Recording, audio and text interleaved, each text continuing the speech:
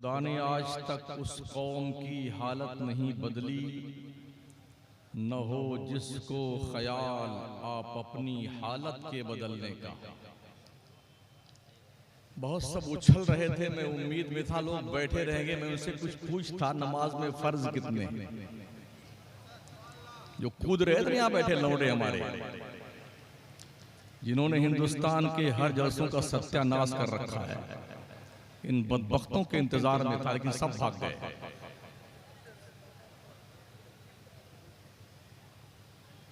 सिर्फ ढोलक हारमोनिया की कमी थी और टुनटुनिया की, बाकी सब हो रहा था।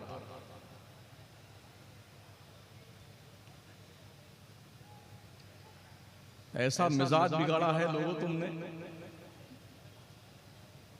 जितने आप जिम्मेदार हैं उतनी ही हमारी बिरादरी भी जिम्मेदार है, जो वाह वाह वाह वाह करती रहती है।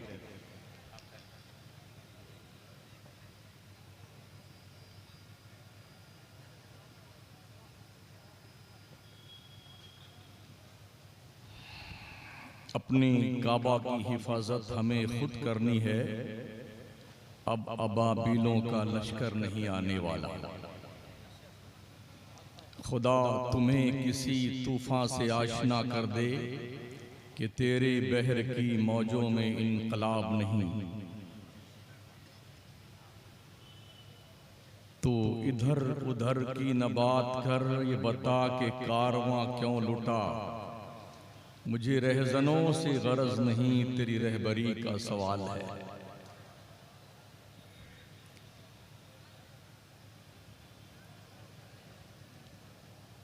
अरे आप लोग कुछ पैर में कुछ हो गया क्या? बैठ जाए भाई साहब, या तशरीफ ले जाए शराफत के साथ में।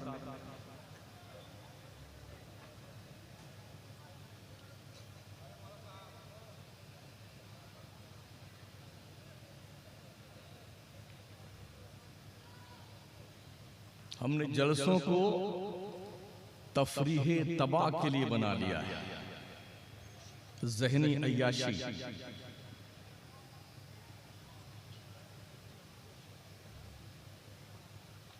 वरना ये हाल नहीं होता हमारी कौम का।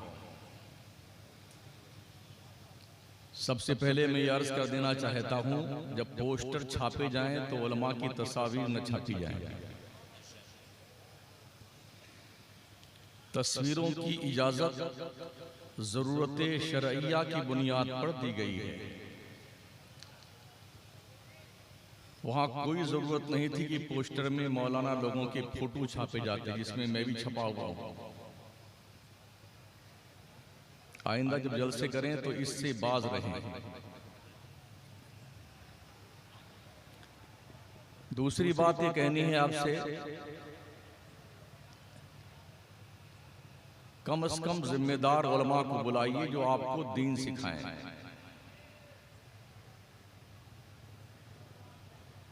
नात पढ़ने वाले, बेशक नात पढ़ना सुनना इबादत है,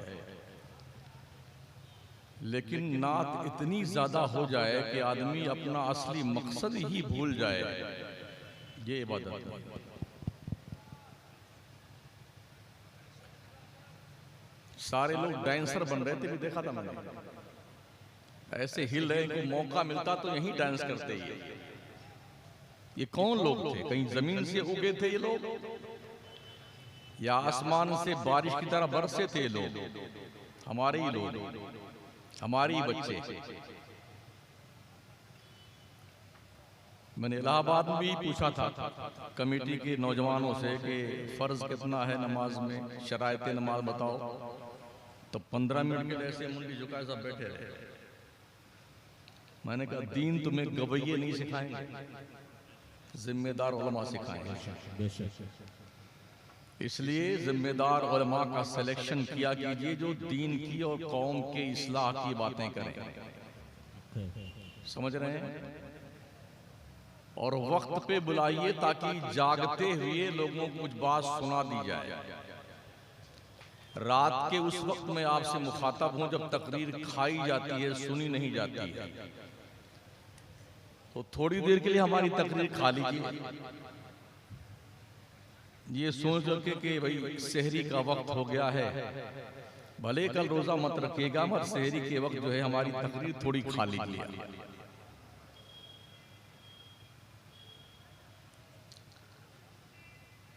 पूरे मुल्क में हमारे सुन्नियों के जलसों की यही सत्यानाशी है जो भी देख रहा हूं। हैरत इस बात पर है, कमेटी भी बहुत खुश होती कि हमारा जलसा बहुत कामयाब हो गया। कमेटी के जिम्मेदारों से मैं गुजारिश करूं, यहां एक बार आके खड़े होकर देखिए कितना कामयाब दिख रहा है।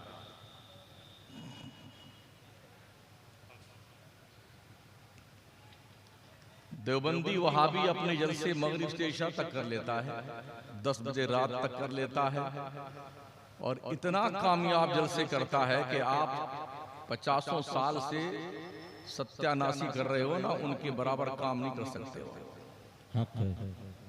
लोग करें वहाबियत बहुत बढ़ती जा रही है, आप काम क्या कर रहे हैं? लाखों रुपए जलसों पे खर्च करने के बाद रिफंड क्या मिल रहा है हमारी कौम को, जरा इसका प्रूफ तो दीजिए।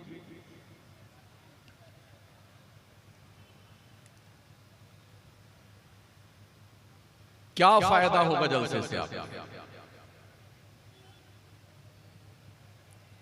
गुज़िश्ता 45 साल से मैं जलसे सुन रहा हूं और 40 साल से सुना रहा हूं, मगर हमारे जलसे नाकामियों का सेहरा बांध करके दूल्हे राजा बन के निकलते हैं।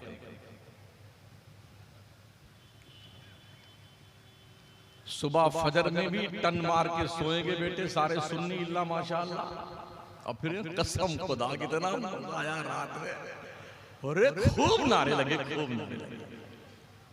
सठिया गए हो या दिमाग की बत्ती गुल हो गई है? कामयाब जलसे किसे कहते हैं? जिस जलसे के बाद लोग गुनाहों को छोड़ करके नेकियों की तरफ अपने आप को रवां दवा कर लें, वो कामयाब जलसे होते हैं। बेनमाजी आदमी के दिल में नमाज की रगबत पैदा हो जाए, वो कामयाब जलसे होते हैं। जिसने दाढ़ी नहीं रखी है उसे शौक और ज़ौक़ पैदा हो दाढ़ी रखने का, इसे कामयाब जलसा कहा जाता है। लेकिन हमारे नजदीक आज की तारीख में कामयाब जलसे वो हैं, बाबा बाबा जिंदाबाद, दोबारा रिशाद, तिबारा रिशाद। एक साहब और फेंके जा रहे हैं, एक और दे दीजिए ना भाई साहब, एक और दे। बैठे बैठे कहां गए? मैं पूछता हूं उनसे, जनाब गुस्ल में कितने फर्ज हैं? ये पागल है मदरसा चलाने वाले लोग।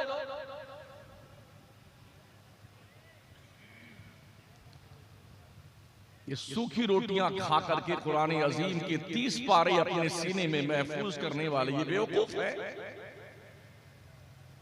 जिन जाहिलों ने एक क्लास नहीं पढ़ी, जिन्हें शीन और काफ का पता नहीं है, उन्हें आप सर पे बिठाते हो।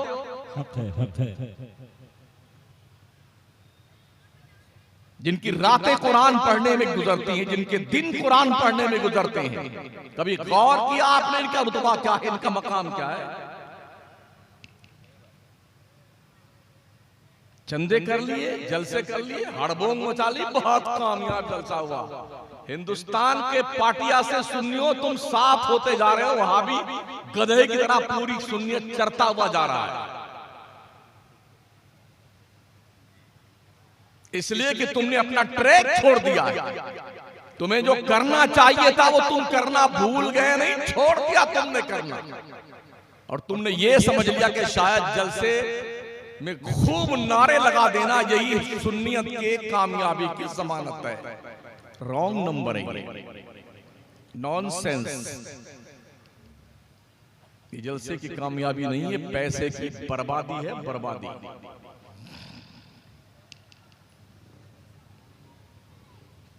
कुछ सवालात भी हमारे पास आए हैं, मुझे उसकी जवाबात भी देने हैं। अल्लाह इरशाद फरमाता है, इन्नल्लाह ला युग़य्यिरु मा बिक़ौमिन हत्ता युग़य्यिरु मा बिअन्फुसिहिम। इसका तर्जमा सीधा साधा यूं कहा जा सकता है, खुदा ने आज तक उस कौम की हालत नहीं बदली, न हो जिसको ख्याल आप अपनी हालत के बदलने का। बेशक अल्लाह उस कौम की हालत नहीं बदलता जो कौम अपनी हालत खुद बदलना नहीं चाहती। आप कहते हैं अल्लाह सब ठीक कर देगा, अबे तू तो ठीक होना चाह, पहले खुद ठीक होना चाहता नहीं, अल्लाह सब ठीक कर देगा। हमारे जलसों में डॉक्टर नहीं आते हैं, इंजीनियर नहीं आते, लॉयर नहीं आते, पढ़े लिखे लोग नहीं आते। उन्हें पता ये रात भर चिल्लाएंगे, ढोंग मचाएंगे और नारे लगाएंगे, हू हल्ला करेंगे और पूरी रात का सत्यानाश करेंगे। इसलिए पढ़ा लिखा तबका हमारे जलसों में नहीं आता। सुन्नियों के जलसे में किसान आता है, रिक्शा चलाने वाला आता है, तरकारी बेचने वाला आता है, भैंस चराने वाला आता है, मजदूरी करने वाला आता है। बैठ लेंगे, चलो वक्त पास कर लेते हैं। पढ़े लिखे लोग नहीं आते, क्रीम तबका नहीं आता। और आप सर्वे करें मुल्क हिंदुस्तान का, डॉक्टरों की अक्सरियत वहाबी है या देवबंदी है। आपके लोग बहुत कम हैं जिन्हें सुन्नी कहा जाता है। हमें ढोल बजाने से फुर्सत नहीं, गागर उठाने से फुर्सत नहीं, उरुस करने से फुर्सत नहीं, मेला लगाने से फुर्सत नहीं, और पीर साहब की जूतियां उठा के जिंदाबाद करने से फुर्सत नहीं है।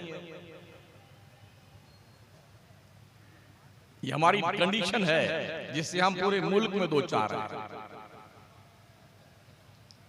बाज़ाब्ता होड़ लगी हुई है, कितने मुरीद किस पीर के हो जाएं। मेरे नबी ने उम्मत में 73 फिरके बताए थे, सुन्नियों में 73 नहीं बताए। एक सिलसिले वाला दूसरे सिलसिले वाले को बहुत ऐसे देखता है कि शायद ये मुसलमान ही नहीं है। ट्रेडमार्क अलग हो गए लोगों के यार। किसी का रंग है काला टोपी का, किसी का गुलाबी, किसी का जुब्बा ऐसा, वो देख के पहचानते अरे हमारा पीर भाई आ गया। तो ये सब कौन लोग हैं? ये मुसलमान नहीं है। दीन का फरोग नहीं चल रहा है, मुरीदी और पीरी का फरोग चल रहा है।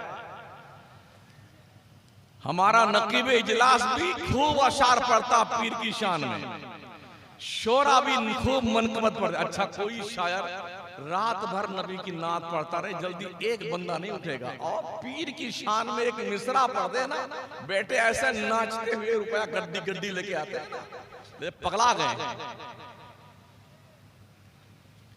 ताजिया बनकर पीर बैठता है, इल्ला माशाअल्लाह। पूरी रात जलसे का तमाम तर नुक्ते कमाल उस तरफ मुतवज्जे होता है, पीर साहब पीर साहब पीर साहब। तो ये जो कौम हमारी आई घास छिलने के लिए आई। मेरे नबी ने फरमाया, जो शख्स बैठा हुआ हो और ये इंतजार करे कि लोग खड़े रह के मेरे आसपास मेरी ताजीम करें, उस शख्स को अपना ठिकाना जहन्नम बना लेना चाहिए। ये चल रहा है। नफ्स इतना मोटा हो गया है ऐसे लोगों का, और हया मर गई, हया गैरतें मर गई हैं लोगों की।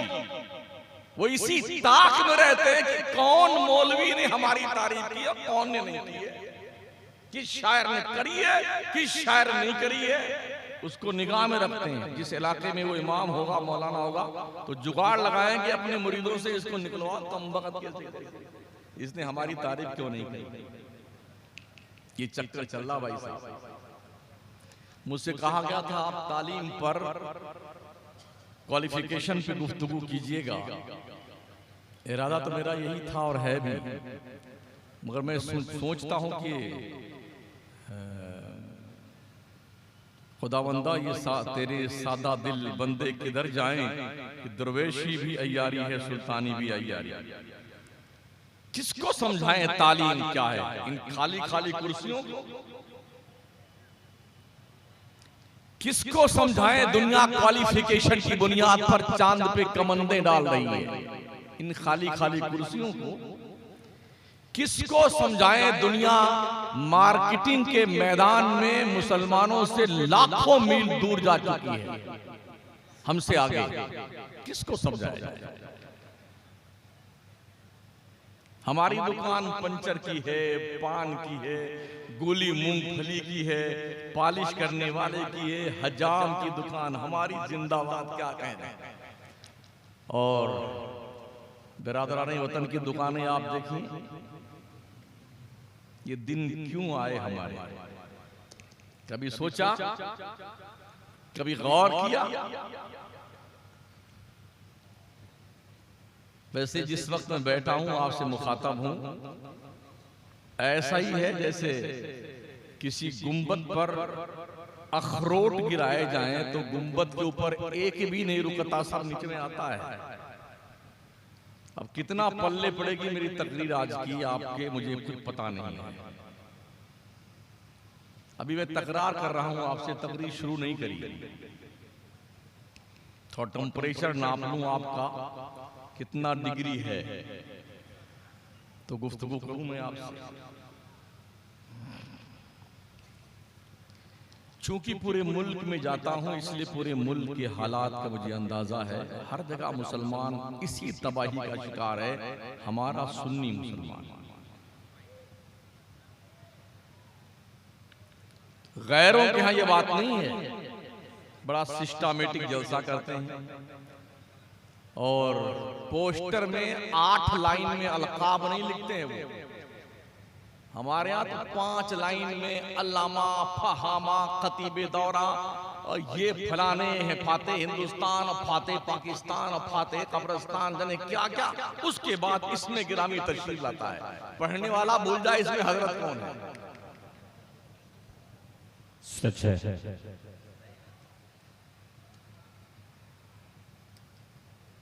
दोस्ताने मोहतरम, अजीजाने गिरामी, अगर हमने जल्द ही होश के नाखून नहीं लिए तो कुछ बचेगा नहीं बचाने के लिए। ये जो 2 चंद दिखते हैं ना, ये भी गायब हो जाएगा। वहाबी जमीन से उगा नहीं है और ना बारिश की तरह बरसा है, हमारी ही कंपनी से टूट टूट करके वहाबी बने। सुन्नियों की जमात से निकल निकल कर देवबंदी बने। क्यों? इसलिए कि हमने कुछ नहीं समझाया अपनी कौम। 50-60 साल से जलसा सुनने वाले से अगर पूछ लिया जाए वाजिबाते नमाज क्या है, फराइज़े नमाज क्या है, शरायते नमाज क्या है, शायद कोई बता सके हमारी कौम में। तो फिर मुझे बताइए इस जलसे का क्या मकसद होगा, क्या फायदा होगा? हम इतनी दूर से आए मकराना से, किराया लगता नहीं लगता है, कुछ नजराने फजराने भी देते हैं, खर्चा होता है ना पब्लिक का, कौम का। तो हमसे क्या तवक्को रखते हैं आपके, हम क्या आपको सुनाएं? जन्नत का टिकट देके जाएंगे आपको? हमारे यहाँ ये अलमिया है, जो ताना आ रहा है सुन्नी जन्नती मुसलमानों, तेरे बाप की जन्नत है, बड़ा सीना ठोक के कह रहा है जन्नती मुसलमान। ये तो उस वक्त मालूम पड़ेगा जब तुम मरोगे। अगर ईमान पे मरे तो जन्नती होने का मामला है, और नहीं मरे ईमान पे तो धक्का मार के जहन्नम में ढकेले जाओगे। अभी हम मरे नहीं हैं, इसलिए कन्फर्म नहीं है क्या हाल होगा हमारा। तवज्जो है आपकी? खुदा ने आज तक उस कौम की हालत नहीं बदली, न हो जिसको ख्याल आप अपनी हालत के बदलने का। अल्लाह इरशाद फरमाता है, वलक़द यस्सरनल कुरान लिज़िक्रि फ़हल मिन मुद्दकिर। हमने कुरान को याद करने के लिए आसान बना दिया, है कोई याद करने वाला? पूरी दुनिया में सबसे ज्यादा पढ़ी जाने वाली किताब का नाम कुरान है, और सबसे ज्यादा रिसर्च की जाने वाली किताब का नाम कुरान है। अपने भी पढ़ते हैं, बेगाने भी पढ़ते हैं। इसी को रिसर्च करके दुनिया आगे बढ़ रही है। बकिया दुनिया के पास कुछ है नहीं, जो खजाना है वो आपके पास है, एक किताबी शक्ल में है, जो किताब बाज़ाब्ता तौर पे जुज़दान में रुखे ज़ेबा को छुपा के ताक पर तशरीफ रखती, उसे कुरान कहते हैं। कुरान के नुज़ूल का मकसद क्या है? अल्लाह फरमाता है इन हाज़ल कुरान यहदी लिल्लती ही अक़वम, बेशक ये कुरान पूरी दुनिया की रहबरी के लिए तशरीफ लाया है। कभी पढ़ा आपने रहबर की हैसियत से कुरान को?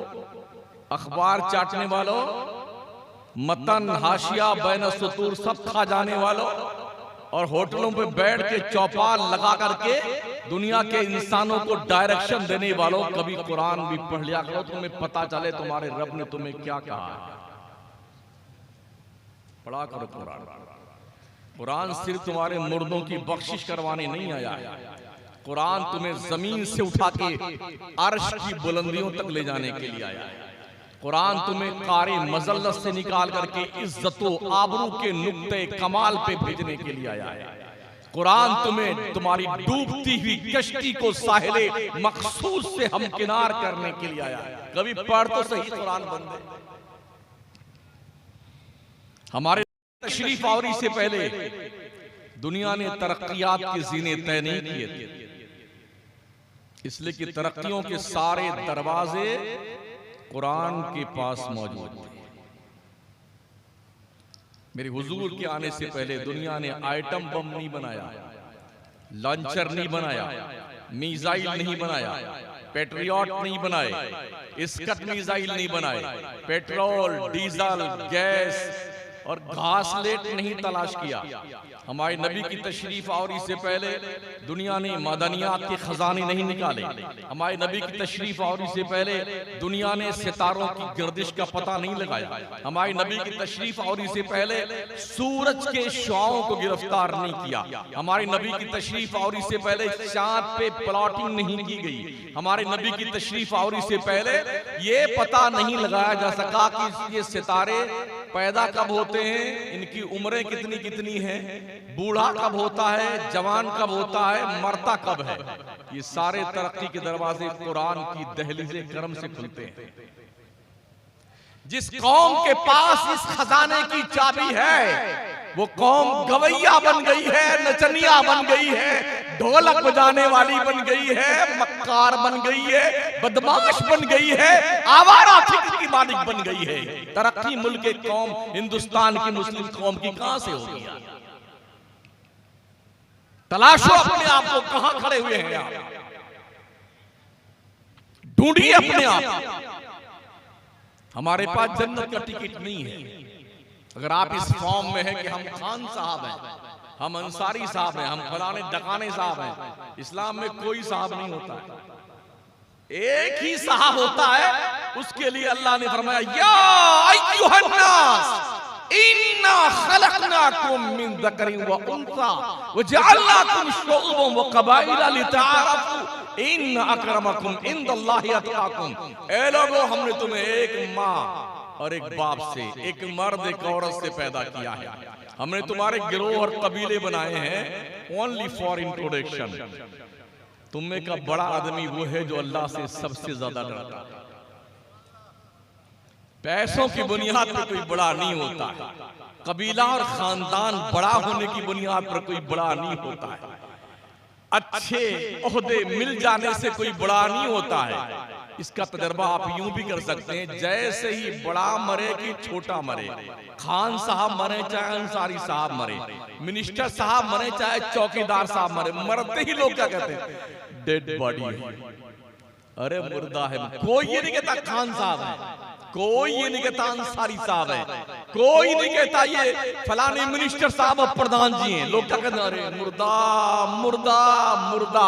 ओ कौम के मुर्दा लोगों, तुम्हारी असलियत ये है, तुम कहां पलाए फिर रहे हो? ढूंढो अपनी मंजिल को। मेरे पास थोड़ी कड़वी दवाएं हैं, हजम कर लीजिए। कड़वी दवाएं। अगर आपने अपने सोच का किबला तब्दील न किया, दुनिया आपको अपने पैर का जूता बना के पहन डालेगी। छुपाकर आस्तीनें बिजलियां रखी हैं गर्दों ने, अनादिल बाग के गाफिल न बैठे आशियानों में। तुम्हारी मौत और जिंदगी के फैसले तय किए जा चुके हैं, काश तुम जाग जाओ वक्त से पहले साथी। हमारी मौत जिंदगी के फैसले पार्लियामेंट और विधानसभा में होते हैं, जहां हमारा कोई वकील नहीं, हमारा कोई सिफारिशी नहीं, हमारा कोई हमदर्द नहीं। कहां खड़े हुए हैं? शहर फैजाबाद में आज के 4 साल पहले, लॉकडाउन से पहले, बिरादरानी वतन पड़ोस के मुसलमानों से ये कहते थे, जब तुम पाकिस्तान जाओगे तो ये अपना मकान हमको दे देना। ये प्लान लोगों ने ये ख्वाब सजाया है, जब तुम पाकिस्तान जाओगे यहां से ना, तो अपना मकान हमको दे देना, दुकान हमको दे देना।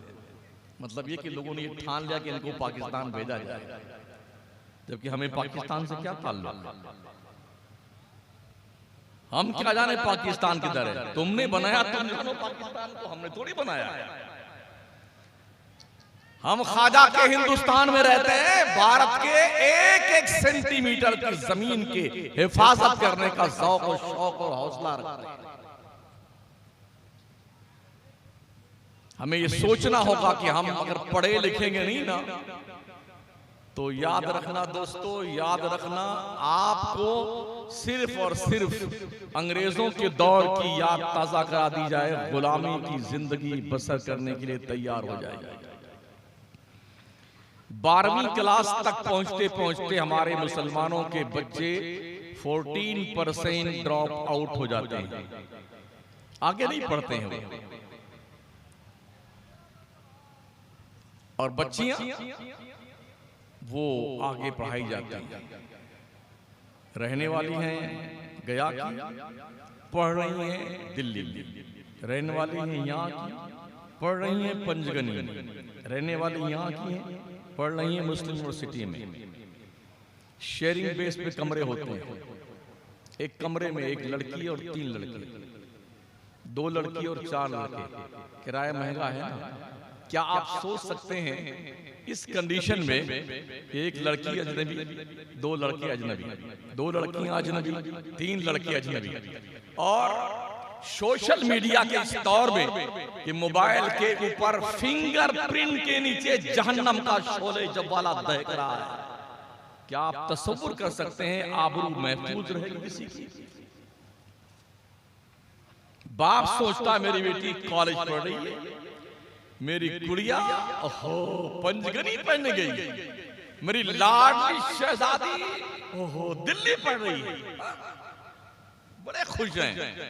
उस वक्त पता चलता है जब नाक यहीं से कटती है ना, पूरी की पूरी साफ हो जाती है, तब अरे हजरत कुछ कीजिए ना, कोई पलीता बना। अब क्या वो बड़का वाला पलीता लग गया तो छोड़ के पलीता का क्या काम है भाई साहब? मेरे नबी अलैहिस्सलाम ने इसीलिए इरशाद फरमाया था, जहां 2 अजनबी, एक लड़की और लड़का होते हैं, वहां तीसरा शैतान होता है। आपकी मालूमात में इजाफा करने के लिए बता दूं, आज के 5 दिन पहले स्वीडन की सरजमीन पर, एक मुल्क है स्वीडन, वहां पर एक नया खेल बाज़ाब्ता तौर पर एक्सेप्ट किया गया है।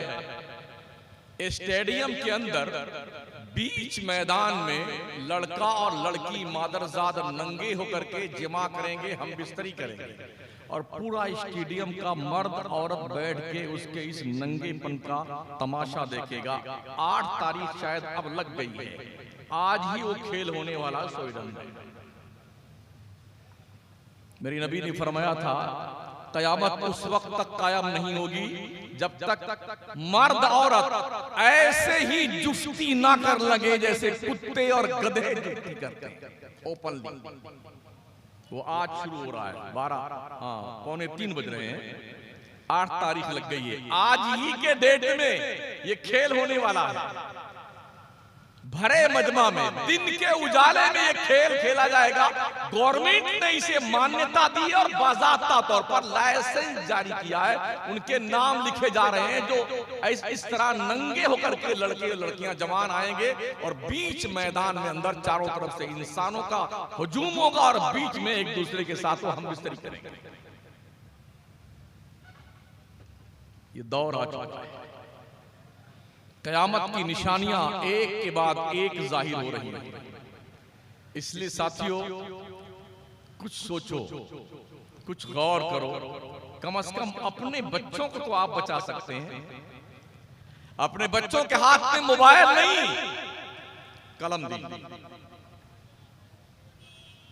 अपने बच्चों को कलम दीजिए। कलम की मार ऐसी होती है, नस्लें याद रखती, नस्लें। इसलिए बच्चों को मोबाइल मत थमाइए, कलम दीजिए बच्चों के हाथ में। साउथ इंडिया में जाके देखें कलम की ताकत कैसे, तालीम का महत्व क्या है, क्वालिफिकेशन की अहमियत क्या है। साउथ में जाके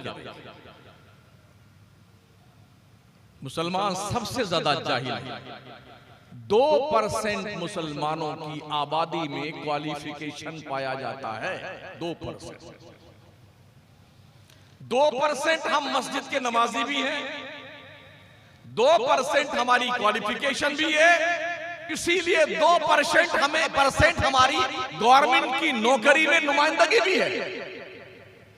मतलब ये जैसे तुम्हारी दाल भात वैसी हमारी फातिहा। हमने पढ़ना छोड़ दिया, कभी हम पढ़ते थे। आज के 500 साल पहले पूरी दुनिया का इंसान जंगल में कुत्ते बिल्ली मारता फिरता था। इल्म अगर कहीं था तो वो सिर्फ मुसलमानों के पास था। क्वालिफिकेशन सिर्फ मुसलमानों के पास थी। और जब तक मुसलमानों के पास तालीम थी, मुसलमानों ने दुनिया के 3 बर्रे आजम पर बैक वक्त हुकूमत की है। हुकूमत करना है, पढ़िए। तालीम का कोई विकल्प नहीं है। तालीम पैसे से खरीदी नहीं जाती है, वरना हर जाहिल अल्लामा बन जाता है।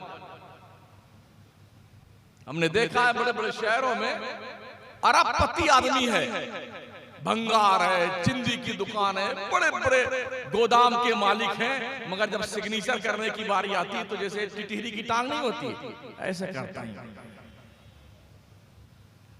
तालीम ज़ालिका फ़ज़्लुल्लाह युतीहि मन यशा, ये अल्लाह का फजल है, जिसे चाहता अता फरमाता।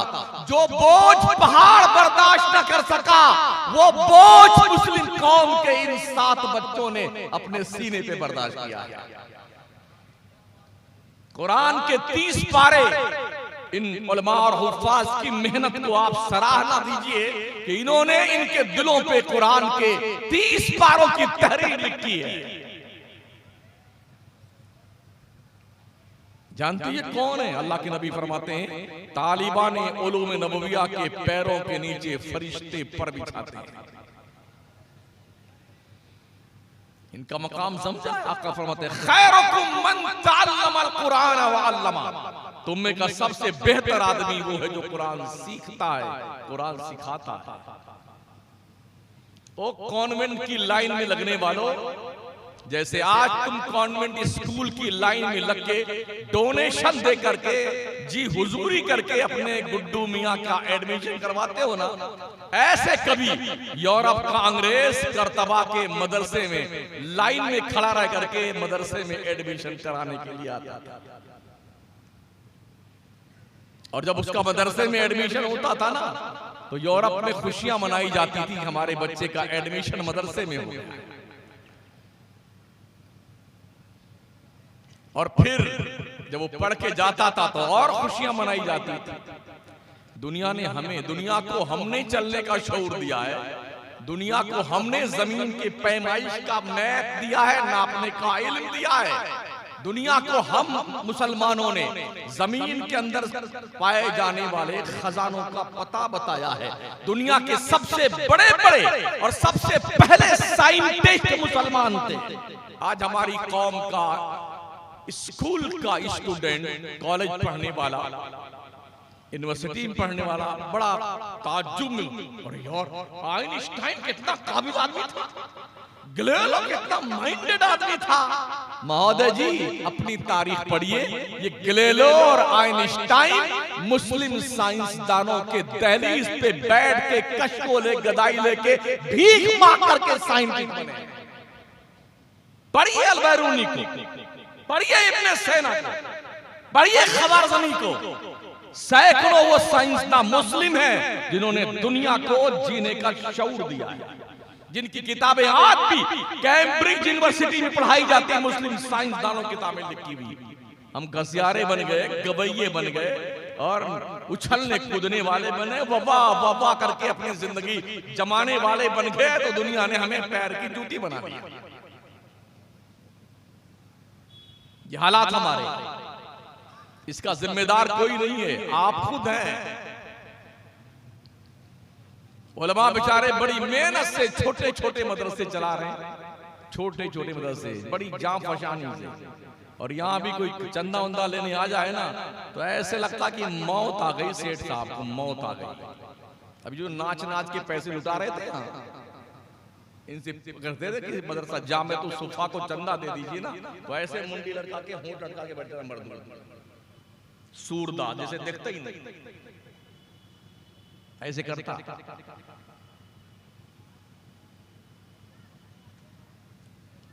अगर दिमाग शरीफ की बत्ती जल रही है आपकी और कुछ होश है आपको, तो आइंदा जलसे करने का शऊर सीखिए, जलसा होता कैसे है।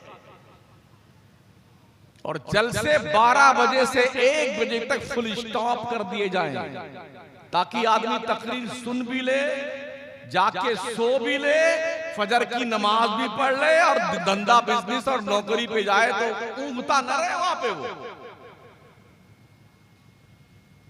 इस तरह मैनेज कीजिए जलसों, वरना होता यह है यार रात में जलसे में ना गए होते तो नींद नहीं आती, क्या काम कम करता, जमाई ज्यादा लेता है, कभी बैठ जाएगा सुस्त होकर के। और जलसों में ऐसे खुतबा का सिलेक्शन कीजिए जो मिनी खतीब हो, मिनी खतीब से मुराद मुदर्रिस भी हो और खतीब भी हो, जो कुरान और अहादीस की रोशनी में आपसे मुखातब हो, तजर्बात की रोशनी में आपसे मुखातब हो, आपकी इस्लाह का कुछ मैसेज और पैगाम दे के जाए, ऐसे खतीबों का सिलेक्शन कीजिए, इस्लाम पे गुफ्तगू करने वाले। वरना इस्लाम से खारिज करने वाले तो बहुत सारे लोग हैं। दाखिला रजिस्टर किसी के पास नहीं, सिर्फ खारजा रजिस्टर, तुम इस्लाम से खारिज, तुम मसलक से खारिज, तुम मसलक के आला हज़रत के दुश्मन। ये रजिस्टर हमारे पास बहुत वाफर मिकदार में है। कुरान पढ़िए, कुरान, कुरान ही आपकी तरक्कियात का जीना है, कुरान ही आपको बुलंदियों पे लेके जाएगा। वो कौमें जो अपने मुस्तकबिल की नस्लों को महफूज रखना चाहती हैं, वो उन पर ध्यान देते हैं, ध्यान देते हैं। किसी भी नेता का बच्चा कोई झंडा लेकर के आपको कहीं नहीं दिखेगा कि जिंदाबाद जिंदाबाद जिंदाबाद जिंदाबाद। कोई लंदन पढ़ रहा है, कोई बर्तानिया पढ़ रहा है, कोई जर्मनी पढ़ रहा है, कोई कनाडा पढ़ रहा है, बड़ी बड़ी यूनिवर्सिटियों में, और आम पब्लिक को झंडा दे दिया है, सब मरो करो हराम करो, मरो करो। हिंदुस्तान पाकिस्तान, कब्रिस्तान शमशान, मंदिर मस्जिद, मुसलमान हिंदू, इसी में लगे रहो तुम लोग। हमारे बच्चे तो पढ़ी रहे लंदन में, बाप मिनिस्टर था, दादा मिनिस्टर था, पोता भी मिनिस्टर की तैयारी में है, और तुम घसियारे, तुम्हारा बाप घसियारा, तुम्हारा दादा घसियारा। ये हालात हमारे। अगर नहीं पढ़ोगे दुनिया ऐसे ही आपका इस्तेहसाल करेगी। बरकाती सादात, मारहारा के सादात, उनका ये फरमान है, आधी रोटी खाओ, बच्चों को पढ़ाओ। आधी रोटी खाओ, बच्चों को पढ़ाओ। लोगों, पेट पे पत्थर बांध लेना, मगर बच्चों को इल्म से महरूम मत रखना। दीन का भी इल्म होना चाहिए, दुनिया का भी इल्म होना चाहिए। बच्चों के भी मदरसे होने चाहिए, बच्चियों के मदरसे होने चाहिए। माशाल्लाह एक जामिया उम्मे हबीबा लेबनान भी देखा मैंने, इधर लगा हुआ, शायद इसी इलाके में कहीं है। ये जरूरत क्यों पेश आई है? कुछ कॉलेज और स्कूल में जहां आप समझते हैं कि हमारी गुड़िया, हमारी मुन्नी पढ़ने गई है, डॉक्टर इंजीनियर बनने गई है, समझ रहे हैं, वो भाग भाग करके कहीं और जाती हैं और 6 महीने बाद उनकी डेड बॉडी 4-4 टुकड़ों में, कहीं नदी में, कहीं नाले में, कहीं झाड़ी में, कहीं कुएं में, कहीं खड्डे में, और कहीं घर के अंदर कुआं खोद के दफन करने के बाद उनकी लाशें मिलती हैं। ये जरूरत इसलिए पेश आई है कि बच्चियों का भी इदारा हो जहां पे हमारी बच्चियां कनीज़ाने फातिमा बने, उन्हें एहसास हो कि हम मुस्लिम कौम की एक गैरतमंद बेटी हैं। मदरसे इसलिए जरूरी है ताकि कोई बच्चा मुसलमानों का सलमान रुश्दी न बनने पाए, अब्दुल करीम छागला न बनने पाए, अब्दुल हमीद दलवाई न बनने पाए, तारिक फतेह जैसा कुत्ता न बनने पाए। और बच्चियों के इदारे इसलिए जरूरी है ताकि कोई मुस्लिम बच्ची तस्लीमा नसरीन जैसी आवारा न बने। तवज्जो दीजिए अपने घरों पर, पर्दे का माहौल बर्पा कीजिए। चाचा वाला, मसी वाला, मामू वाला, इस्लाम में इन सब से पर्दा है। गर्लफ्रेंड, बॉयफ्रेंड, इस्लाम में इस पे चौकड़ी लगाई गई। इस जंगली कानून को इस्लाम में कोई जगह नहीं है। ना कोई गर्लफ्रेंड होता है, ना कोई बॉयफ्रेंड होता है।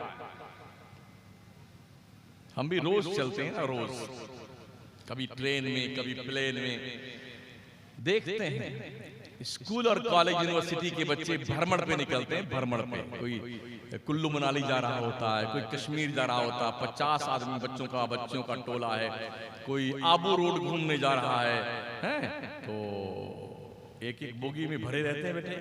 छोटे छोटी पैंटे हैं, छोटी छोटी बुशर्ट है दोनों के। जानते क्या देखते हैं? किसी को पता नहीं कि मेरा गुड्डू कहाँ है, मेरी गुड़िया कहाँ है। और ट्रेन में, प्लेन में वो उसका गाल नोच रहा है, वो उसका टॉपर खींच रहा है, वो उसकी पैंट खींच रहा है उतार करके। आप खुश हैं कि मेरी गुड़िया कैम्ब्रिज यूनिवर्सिटी में पढ़ रही है, जामिया मिल्लिया में पढ़ रही है। महोदय जी, खबरगिरी कीजिए अपने बच्चियों की और अपने बच्चों की, कहीं ऐसा ना हो तुम्हें उस वक्त होश आए जब तक तुम्हारे पास कुछ बचाने के लिए ना बचे। इस्लाम के करीब आई, इस्लाम के दामन में पनाह लीजिए, दीन पढ़िए, मदरसों को फरोग दीजिए, बाइज्जत जिंदगी गुजारिए। आज के तकरीबन 8 साल पहले दिल्ली की जामिया मिल्लिया, JNU और कई यूनिवर्सिटीज के बच्चे और बच्चियां धरने पे बैठे थे कि हमें समलैंगिक का परमिशन दिया जाए। समलैंगिक का मतलब होता है लड़का लड़के से शादी कर ले, लड़की लड़की से शादी कर ले। क्या कहेंगे कौम के उन बेगैरत जजों को? दिल्ली की उच्च न्यायालय ने यह फैसला सुनाया कि हिंदुस्तान में समलैंगिक की परमिशन दी जाती है, लड़का लड़के से शादी कर ले और लड़की लड़की से शादी कर ले। कहां बैठे हैं ये कोर्ट में बैठे हुए जज, जिनको इस बात की गरिमा का एहसास नहीं है। उन्होंने क्या घास छीला था पढ़ लिख करके? शादी का मकसद क्या है, रीजन क्या है?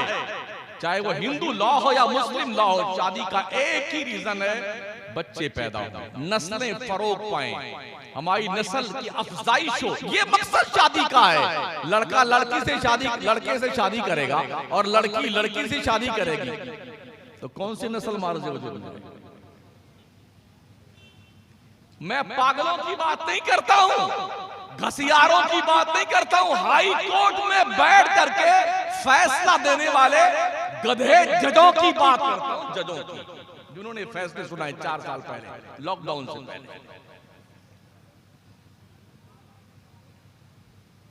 तो सिर्फ स्कूल में डाल करके अपने बच्चों को मुतमईन ना हो जाएं, उनकी एक्टिविटीज पे ध्यान रखा कीजिए, उनके मोबाइल की स्क्रीन चेक किया कीजिए, उनकी चैटिंग का जायजा लिया कीजिए, अचानक स्कूल पहुंच जाया कीजिए, स्कूल की कैंटीन में जाया कीजिए, हैं, ताकि पता चले कि रॉन्ग नंबर तो नहीं जा रहे हैं आपकी औलादें।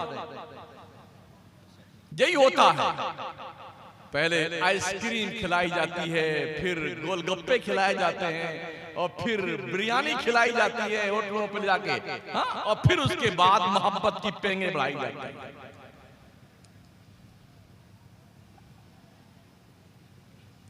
लगे बुरा तो लगता रहे यार, अगले साल मुझे नहीं आना है आपके, मुझे इस बात का कोई शौक नहीं चल रहा था, मैं फिर आऊंगा आपके यहाँ तकलीफ करने के लिए, लेकिन आया हूं तो जो मेरी जिम्मेदारी है बता के जाऊं।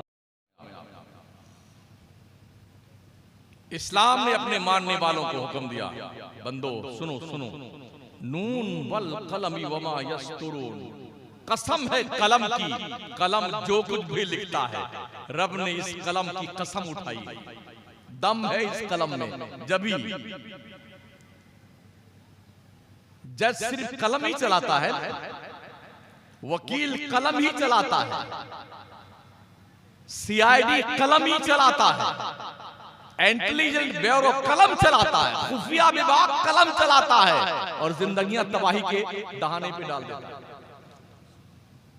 मगर इस्लाम ने कलम की कसम उठाई रब ने, इसलिए कि इस कलम से कोई गुनाह का काम सरजद ना हो, इस कलम से हमेशा अच्छी बात लिखी जाए, इस कलम से दुनिया को जमीन से उठा के आसमान पे बिठाने का काम लिखा जाए, इस कलम से दुनिया के इंसानों के मुहज्जब बनने की तहरीर लिखी जाए, इसलिए इस कलम का मकाम है। पढ़िए कुरान के साथ, अल्लाह का सबसे पहला मैसेज हजरत ईसा के आसमान पर उठाए जाने के 571 साल के बाद, जब अल्लाह पहली बार अपने बंदों से मुखातब हुआ, अपने नबी के तवस्सुत से गारे हिरा में जिब्रील पहला मैसेज अल्लाह की तरफ से लेके आए, तो जानते हो मैसेज क्या था? क्वालिफिकेशन का, ग्रेजुएशन का, पढ़ने का, लिखने का, ज्ञान का, साक्षरता का। इकरा बिस्मि रब्बिकल लज़ी खलक, ये पहला मैसेज, पहला मैसेज है पढ़ने का। जिस कौम के धार्मिक पुस्तक का, मजहबी किताब का नुज़ूल बहैसियत नुज़ूल हो रहा हो और पहला मैसेज पढ़ने लिखने का हो, वो कौम मुल्के हिंदुस्तान में शेड्यूल कास्ट से भी निचले तबके में आती है। जिस दौर में पोप और चर्च के पादरियों ने यह फैसला सुनाया था, इंजील मुकद्दस किताब है, इसे कोई औरत लड़की छू नहीं सकती, इसलिए कि औरत सरापा नापाक होती है, नापाक होती है, नापाक होती है। अगर औरत ने इंजील छू लिया तो इंजील नापाक हो जाएगा। जिस जमाने में पोप और पादरियों ने ये फैसले सुनाए, उसी जमाने में करतबा के जामा मस्जिद के महल्ले में 174 बच्चियों ने तकरीबन 2000 से ज्यादा कलमी नुस्खा कुरान का लिखकर कौम को दिया। दुनिया कहती मुसलमानों ने, इस्लाम ने औरतों पे जुल्म किया है, जालिमों ने जुल्म की तहरीर अलग बना दी, तस्वीरें बदल दी हैं। जिन्होंने औरतों को नापाक लिखा और चर्च के पादरियों ने फतवे दिए, वो हमें सबक सिखाते हैं कि मुसलमानों ने औरतों को हुकूक नहीं दिए। वो मकाम औरत का है। अगर औरत अम्मा आयशा है तो पूरी दुनिया के मोमिनों की मां, औरत खदीजा है पूरी दुनिया के मोमिनों की मां, औरत फातिमा है तो रुतबा इतना बड़ा है कि वो जन्नती औरतों की सरदार है। औरत आसिया और मरियम है तो रुतबा इतना बड़ा है कि वक्त के पैगंबर ईसा की मां है, बिन बाप के बेटे ईसा की मां मरियम। रुतबे औरतों के इस्लाम ने तालीम पर बहुत ध्यान दिया है। बाज़ाब्ता तौर पे हुकूमतें भी थोड़ा मेहनत करती हैं, दीवारों पे नारे लिखवाती हैं, अंगूठा टेक रहे ना एक, गाय भैंस चराएंगे फिर भी पढ़ने जाएंगे, सास बहू एक साथ पढ़ेगी, महिला अनपढ़ नहीं रहेगी। तुम आज जागे हो, इस्लाम के पैगंबर ने उस वक्त पढ़ाया था।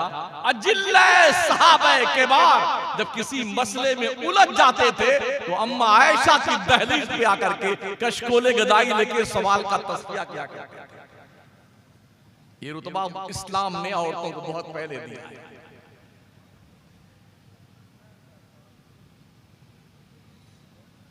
3 बज गए हैं, गोया 35 मिनट की मेरी तकरीर हो चुकी है। थोड़ी देर और बोल दें, आपकी इजाजत हो तो। मेरे पास लतीफा नहीं है कि मैं आपको हंसाऊं। जिसका खरमने उम्मीद ही जल के खाकिस्तर हो गया, वो क्या हंसाएगा।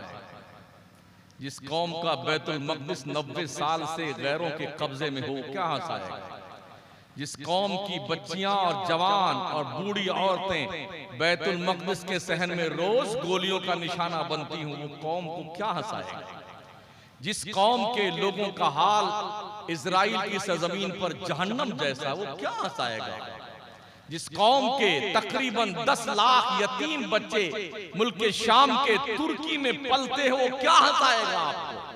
जिस कौम के अंदर इराक की सरजमीन लहू लहान करके तबाह बर्बाद कर दी गई, वो क्या हंसाएगा। जिस कौम का ये हाल हो कि कश्मीर जल रहा है 2500 साल से, वो क्या हंसाएगा। जिस कौम के जेल में 70% मुस्लिम बच्चे जेल में हैं, वो क्या हंसाएगा। हंसिए आप। जिस कौम की औरतें बुर्का पहन करके हर सिग्नल पर भीख मांगती हुई, वो क्या हंसाएगा।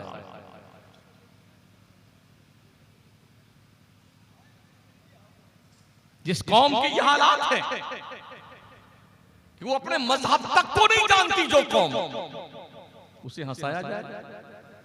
शुगर के मरीजों को थम्सअप पिलाऊं, मैरिंडा पिलाऊं, माजा पिलाऊं, बर्फी खिलाऊं, हार्ट के पेशेंट को चर्बी की बोटी खिलाई जाए, ये मुझे नहीं आता है।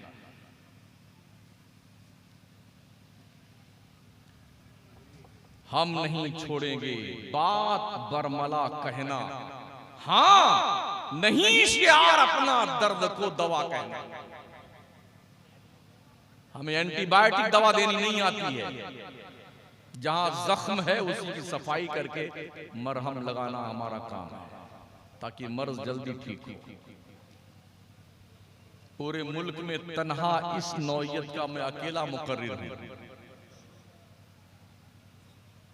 बहुत सारे मौलवी भी बहुत घबराते हैं मुझसे, और पीरों की भी हवा टाइट रहती है, और शायरों की पुंगी बजी रहती है बेटों को। एक एक शायर एक एक शेर 10-10 मरतबा पढ़ता है, तुम्हारे कान पे बोझ नहीं लगता। वक्त कितना कीमती है, कौम मुस्लिम के पास इस बात का एहसास मर गया है। बॉम्बे जैसी सरजमीन पर आदमी को चाय पिलाने की फुर्सत, जब कभी जाके देखिए आप, कोई रिश्तेदार वहां रहता हो ना, कितनी जल्दी आपको चाय पिला के फुर्सत ले लेता है। वो यहाँ जाना है, वहां जाना, वहां जाना, ट्रेन पकड़ना, छूट जाएगी, ये नुकसान होगा। क्या वक्त के कीमती होने का एहसास खत्म हो गया? अगर आपने 70 साल की उम्र तक नमाज के ढंग और तरीके नहीं सीखे, तो क्या मरने के बाद जब मुनकर नकीर आएंगे कब्र में तुम्हें नमाज का ढंग सिखाने के लिए? इस इंतजार में आप हैं। क्या ये कह के आप छुट्टी पा जाएंगे अल्लाह की बारगाह में, या अल्लाह मुझे तो नमाज नहीं आती थी इसलिए मैंने नहीं पढ़ी, मुझे रोजा रखने का सलीका नहीं पता था इसलिए रोजे हमने नहीं रखे। क्या ये कह के आपको छुट्टी मिल जाएगी? अल्लाह ने खेत जोतने के लिए तुम्हें नहीं पैदा किया। धंधा बिजनेस करने के लिए नहीं पैदा किया महोदय जी। अल्लाह ने क्या फरमाया सुनो, वामुर अहलका बिस्सलाति वस्तबिर अलैहा ला नस्अलुका रिज़्क़ा नहनु नरज़ुकुक वल आक़िबतु लित्तक़वा। अपने घर वालों को नमाज पढ़ने का हुक्म दिया करो और तुम खुद भी नमाज पढ़ते रहा करो। हमने तुम्हें रोजी कमाने के लिए नहीं पैदा किया है।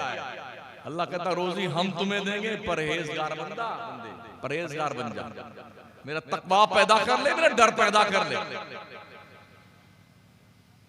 इसलिए जब नमाज, पहली बात तो हमारा मुसलमान नमाज पढ़ने कमी जाता है, ये सोच रखा है नमाज तो वहाबियों के लिए,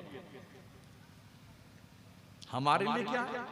ताजिया बाबा हैं, अल्लम है, बल्लम है, ढोल है, ताशे हैं, नगाड़े हैं, टुनटुनिया है, झुनझुनिया है, उर्स है, गागर है, डबल कव्वाली, तिबल कव्वाली, इधर शाह एक कव्वाल है, इधर एक कव्वाला है, सज धज के ये शराबी कुत्ते आते हैं और हमारी कौम पूरी रात नई नई गड्डी बैंकवा से लेके आती है। अरे वाह वाह वाह, क्या बात है, जिंदाबाद, दोबारा इंशाअल्लाह।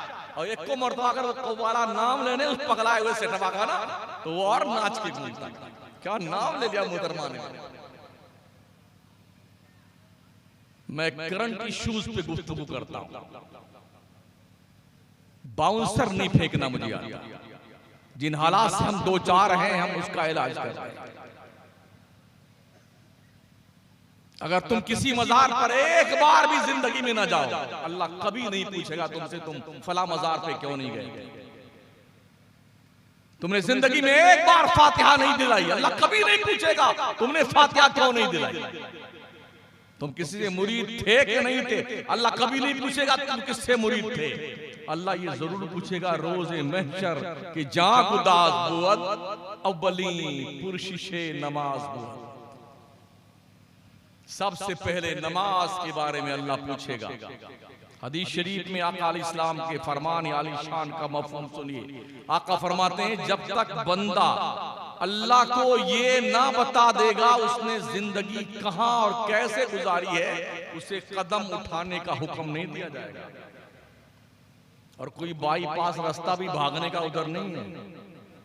अगर इस चक्कर में हो ना कि बाईपास से भाग लेंगे तो मरते ही डेड बॉडी नाप के कब्र बनाई जाती है मियां जी। हाँ, जेब में कफन में जेब भी नहीं होती आपके यहाँ। हमारे इलाके में तो कफन में जेब होती नहीं भाई साहब।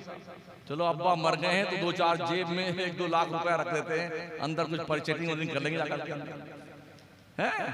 जो पहना हुआ सब उतार लेते हैं, अलग से कपड़ा लेके आए, नापा डेड बॉडी को और ऐसा पैक किया ना,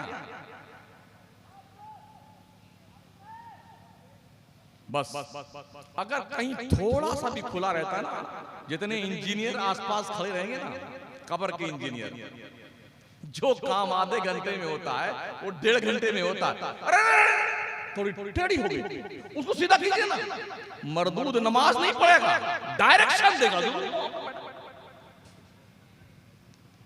इतना भी सुराख है ना तो जल्द बंद कीजिए, वो गीली मिट्टी उठाई बंद कीजिए, ऐसा पैक कर देते हैं। आज तक किसी ने एक ट्यूब लाइट नहीं लगाई। अब्बा हुजूर अंधेरे घर में कैसे आराम फरमाएंगे। बरेली के कलंदर ने इरशाद फरमाया, अंधेरा घर अकेली जान दम घुटता दिल उकता था, खुदा को याद कर बंदे वो साथ आने वाली। सोचा कभी काली कोठरी में कैसे गुजरना हो। ना पंखा है, ना रोशनी है, ना कोई मुनिसो हमदर्दो गमगुसार है, अकेले पड़े हैं। कब तक पड़े रहना है? जब तक नफ़्ख़े सानिया दोबारा सूर न फूका जाए तब तक पड़े रहियो अपनी कब्र में। ये मिट्टी खा जाती है, ये गाल खूबसूरत खूबसूरत आंखें, माशाअल्लाह, हाथ पैर, पूरी बॉडी डिकम्पोज हो जाती है, हड्डियां तक मिट्टी खा जाती है। कभी जब अगर आपके तोंद शरीफ पे गुरूर की चर्बी चढ़ने लग जाए ना, तो तन्हाई में अपने कब्रिस्तान का एक बार चक्कर लगा लो। और पूछो उन मुर्दों से जिसमें आपके परदादा, लकड़दादा, पकड़दादा, धकड़दादा, अब्बा हुजूर जो तशरीफ ले गए हैं, या प्रधान जी, महोदय जी, मिनिस्टर साहब, पूछिए कैसे हैं जनाब, तबीयत शरीफ ठीक तो है आपकी? किसी कब्र से जवाब तो नहीं आएगा। हाँ, खामोश सन्नाटा ये जरूर आपके दिमाग पे झन्नाटेदार थप्पड़ मारेगा। जालिम, मौत से किसको रुस्तगारी है, आज वो कल हमारी बारी है। कल तुमने भी इसी कब्र में मर के आना है, तुम्हारी औलादें भी। एक ही काम, लास्ट एक ही फैसला, मिन्हा खलकनाकुम वो फीहा नुईदुकुम मिन्हा नुखरिजुकुम तारतन उखरा।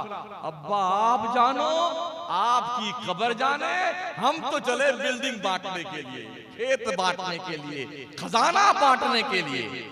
इसलिए ओ लोगो, हलाल कमाओ, हलाल, ताकि मरने के बाद टूटे ना जाओ।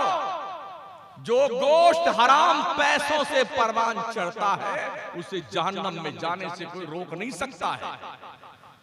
इसलिए हलाल कमाओ, भले चटनी रोटी खाओ, हमें सूखी रोटी खा लेना, कोई भूख से मरता नहीं है। आदमी मौत से मरता है, भूख से नहीं मरता है। इसलिए सूखी रोटी खा लेना, मगर हलाल के साथ। बच्चों की परवरिश करना, हलाल रोजी से परवरिश करना।